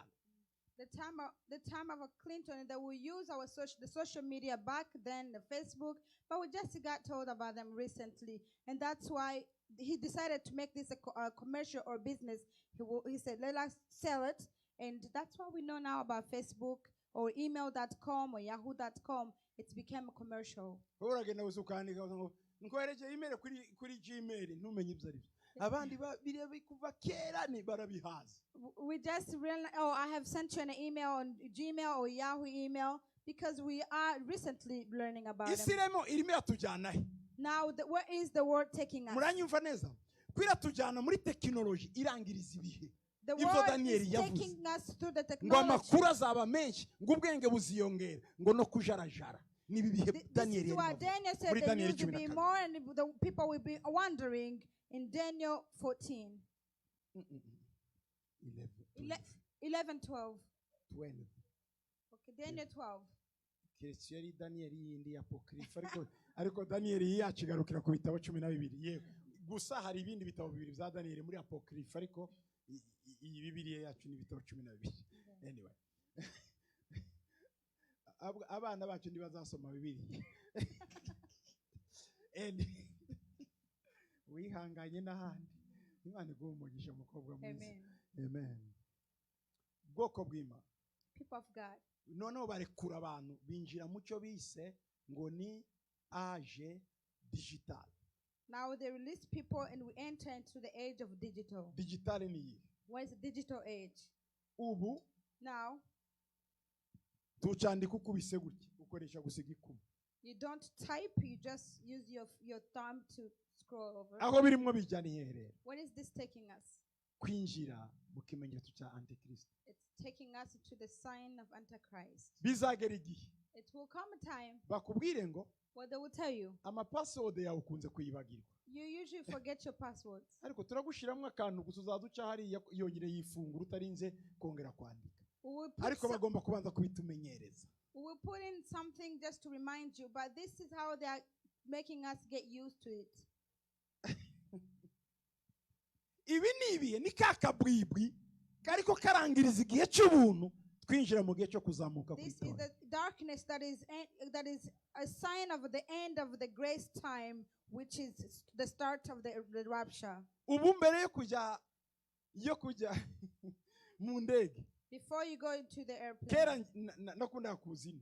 Before I used to like to travel here. America. This America. Njyewe mu ndege nyinshi najyagamo. Most of the airplane that I took. Kubera ko nakundaga kuba pilote kuva kera. Because I wanted to be a pilot. Twicaraga mu ndege. When we will sit in the airplane. Narangiza ngasaba umuhotesi. I will ask the hostess. The waitress. Nakwicara muri kabine nkareba uko bayizamura n'igihe ijya kwitura babinyereke. Can I sit there in the cabin and see when it's about to take off or landing? And they will say, sure. And hostess will take me. We'll go and knock and tell the pilot. We have a client. He wants to observe when you take off and when you land. There's a third chair. I would like to sit there. I will sit. And they will tell me, we'll do this. Then we will take off. When I come back, when they had burned the two towers, so things have changed. We cannot enter. They start controlling us, checking. Before they once you had your ticket, you would just go straight to the plane. But now, they check you. Why? The Bible says the time will come when they will put terror into people. And there will come a man. So now you have put this terror into people. I have brought peace. People just come through this way without being checked. Just have this in your neck or maybe on your finger. And then people thank you for relieving us. And you will just walk through.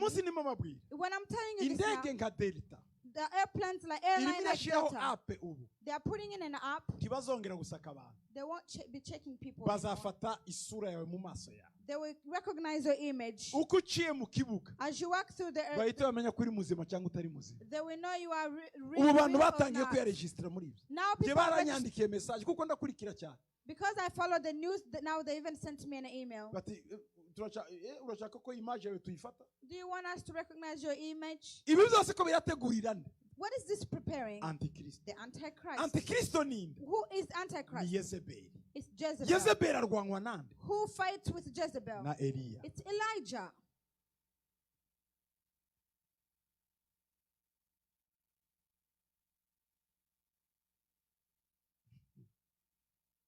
turi mu bihe rero We are in an age, systeme hafi zose all the systems, uyu mwanya mbabwira as I'm telling you, umuntu ahagurutse akavuga ngo ndi antikristo ibyangombwa byo kumushyiraho byose byaruzuye. if anyone would stand and say, I am Antichrist, we have all the documents for him. Ubu muri Swede In Switzerland, bamaze Sweden in Sweden, bamaze gushiraho utumicrochip they had already put in place the microchip. n'utuntu tungana n'intete y'umuceri. It's small as the grape, the over rice. Barakazana They'll bring it bakagashira mu mubiri wawe and they will insert it into your skin. kakaba gafite ubuzima bwawe bwose, And you will have all your life in it. indwara urwara, The sicknesses you have, amarerije ugira, the allergies you have, imyenda ufite, the dates that you have, abana wabyaye, the numbers of your children, amaraso yawe niba uri O positif B the positif, blood type. gafite data zawe It zose. has all your data in it. None barimo barakambika abantu Now they are putting it ahantu inserting heza people. kabanje gukopera n'umubiri w'umuntu ndikica iyo mbuto kubera temperature y'umubiri ni mu ruhanga no ku kuboko ahangaha. The place where they have placed it is on the top of your hands and the forehead.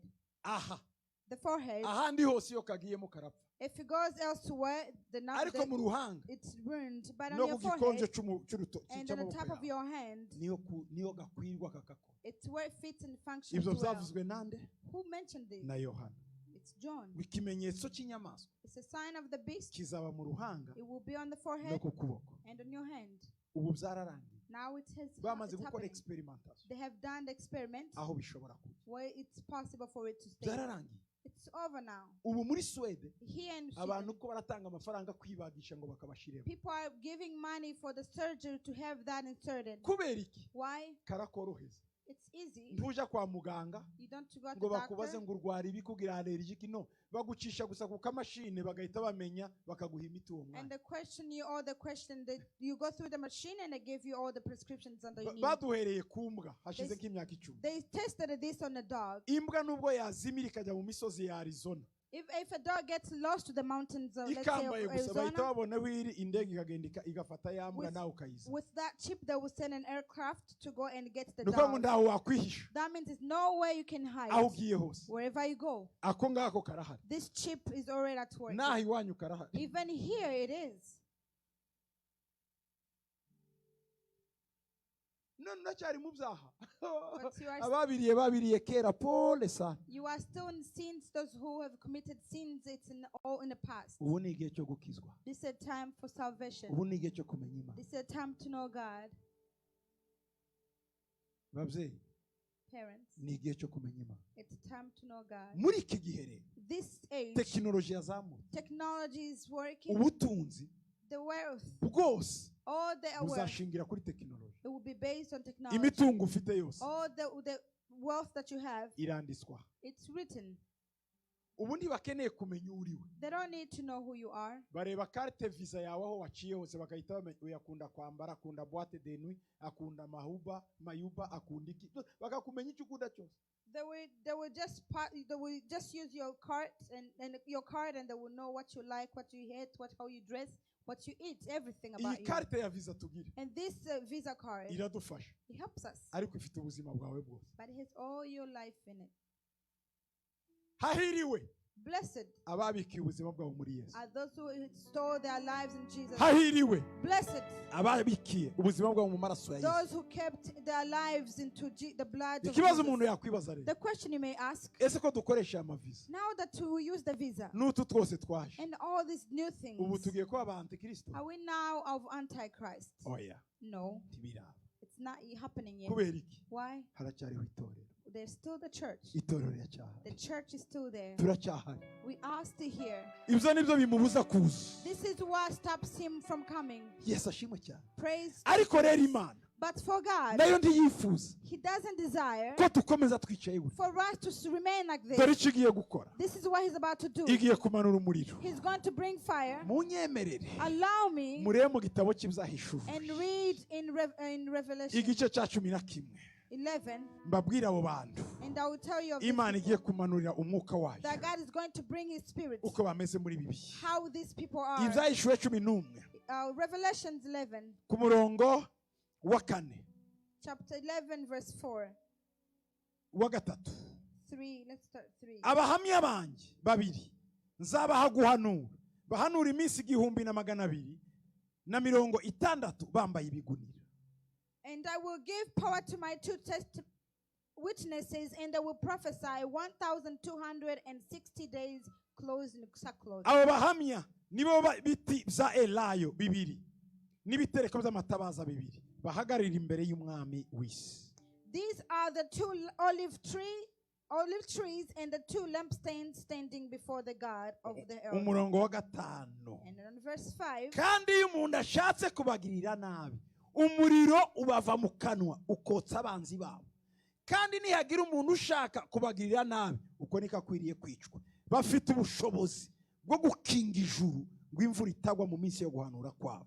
kandi bafite ubushobozi bwo guhindura amazi amaraso no guteza isi ibyago byose uko bashatse. abo bantu barasana abandi muri Bibiliya. Eliya nande na Mose.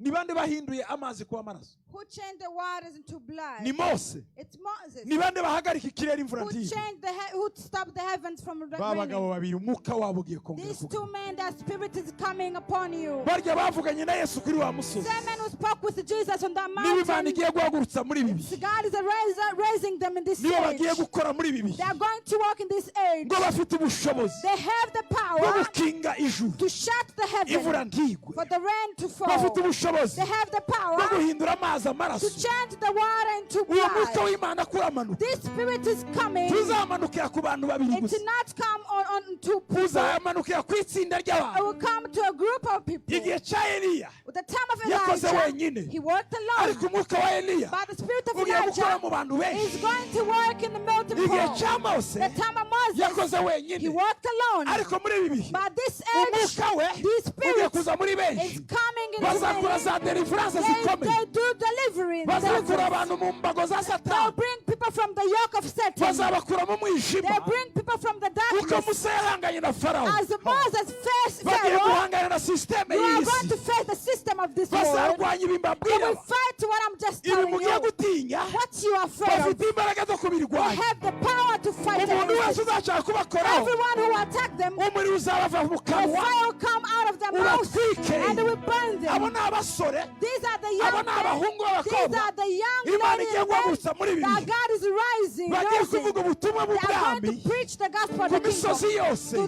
the muri mountains. politike In bariyo. politics they mu are. bucuruzi bariyo. In business they mu are. myidagaduro In bariyo. entertainment they mu are. mashuri bariyo. In education they mu are. miryango bariyo. In the marriage and the mu families they are. itangazamakuru bariyo. In the media they abo are. bazazenguruka All hose. these will go bo around. bambaye ibigunira. They will clothe in bari mu sackcloth. mbaraga There will be the z'amasengesho. powerful prayer. n'imbaraga zo kuvuga The ubutumwa. power of a gospel. bazahindura They sisiteme. will change the system. ntibazabwiriza They abantu. will not preach to people. bazabwiriza imikorere They will y'ibihugu. preach the systems of countries. bazabwiriza imikorere They y'abantu. will preach the systems. bayivunagure. They will change them. bafite imbaraga zo gutegeka They ikirere. have the power to command the bakubwira heavens, amazi. to command the waters. bafite imbaraga zo kubwira abantu. They have the power to tell people, kugarura abantu. then to bring kubereka back people Imana. and take them to kubinjiza God, mu to Mana. usher them into aba God. ni bo These are the bagiye people. gukora ubu. They are going to work. bagiye gukora ubu. They are going to start abo ni bo working. ba Eliya. These are the Imana Elijah. igiye guhagurutsa God ubu. is going to raise. Yesu ashimwe cyane. Hallelujah. witeguye kuba muri kompanyi ya Are you Eliya. ready to be in this company of nawe Elijah? witeguye kuba nka Mose. Are you ready to be like Moses? tugiye kwambutsa abantu benshi. We are going to cross with tubajyana many mu bwami people, bw'Imana. taking them to the kingdom of God. Hallelujah. Hallelujah. tugiye kujyana abantu benshi. We are carrying multitudes, tubinjiza mu bwiza bw'Imana. ushering them into the glory of iki ni God. igihe cyacu. This is our mbere time. y'uko ubuntu burangira. Before the grace is over, umwuka Imana yavuze the spirit that God is ku saying mukozi wayo to Yoheli. his servant Joel, ugiye kumanuka. it is coming. abahungu babo. Our sons, abakobwa babo. our daughters, bazahanura. they will prophesy. abasore babo. Our young men, bazerekwa. they will get abasaza revelation. babo. Our older men, bazarota. they will have iki visions. nicyo gihe turimo. And this is our imbaraga age. z'Imana. The power of God. hallelujah. Hallelujah. Hey. Hallelujah. Hey.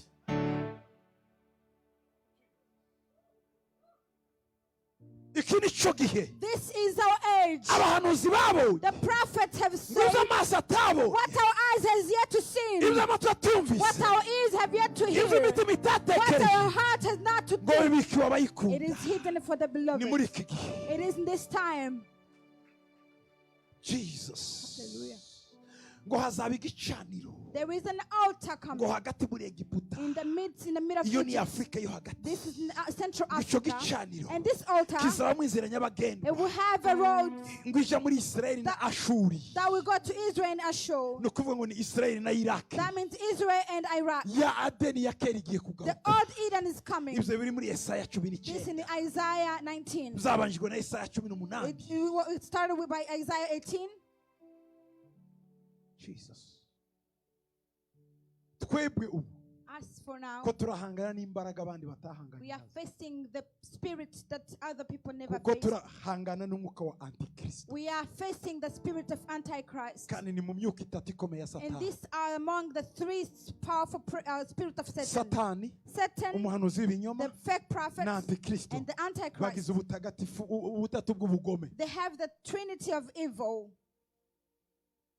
abako ari batatu These three. nicyo gihe turimo And that's why nicyo gihe turimo this is our age. Paul aravuga ngo Paul said, ngo muri abo bantu in these people, b'ibigoryi bagoramye the fool people, ngo mugaragare nk'abafite amatabaza muri mwe be really revealed as a good servant with mufite lamps, amatabaza muri mwe with the lamps in you. muvuge ubutumwa mutajenjeka Preach the gospel freely.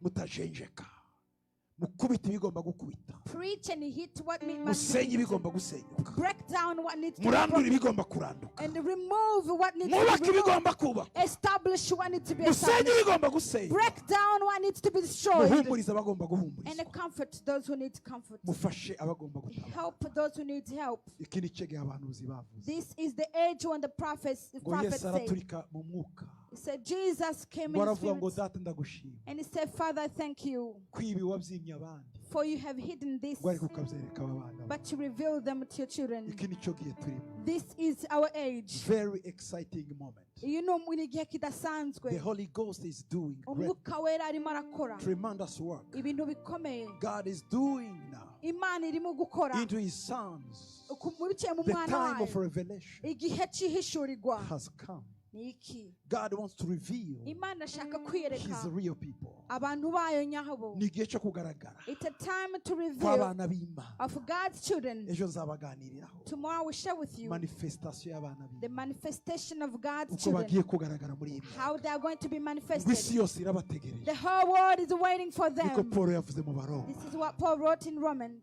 ni bande itegereje Who are people? Who are the world ni waiting? njyewe nawe It's you and I. ni njyewe nawe It's you and I. haleluya Hallelujah. isi iradutegereje The world is waiting for you, bavandimwe we brethren. mureke duhaguruke Let us dukorere rise Imana and serve God. yesu abaha umugisha May Jesus bless you. muhaguruke gato yadushimire Please stand up and we're going to pray. Jesus Hallelujah. ngwino mama ngwino Jesus Hallelujah. ngwino ndagusengera kama mva mbabwire bene data Let me tell you, brethren, iki ni cyo gihe bavuze abahanuzi this is the time spoken by the prophets. iki ni cyo gihe This is the time. iki ni cyo gihe This is the time. iki ni cyo gihe This is the time.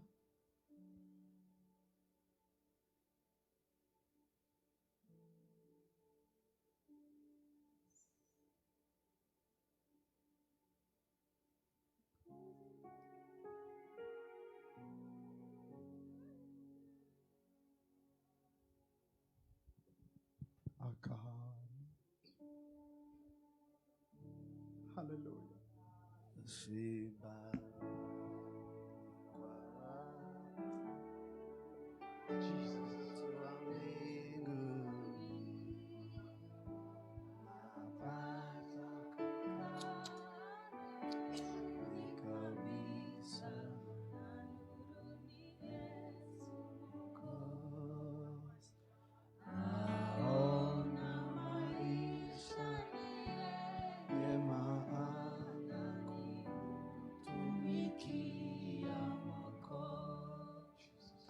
Jesus.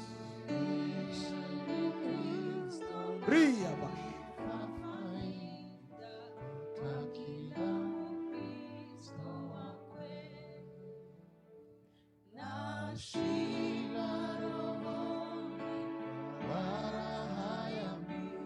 Jesus.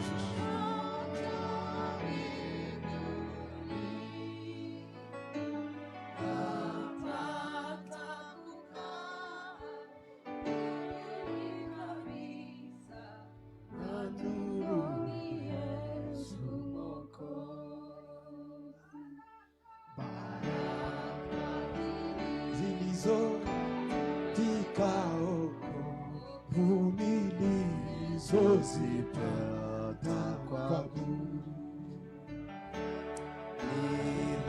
nilipounga mama sana kwa Yesu Mwokozi. Yes, Lord. Na shiba roho kwa hallelujah na moto wa mbinguni napata hallelujah nuru kabisa na nuru Yesu Mwokozi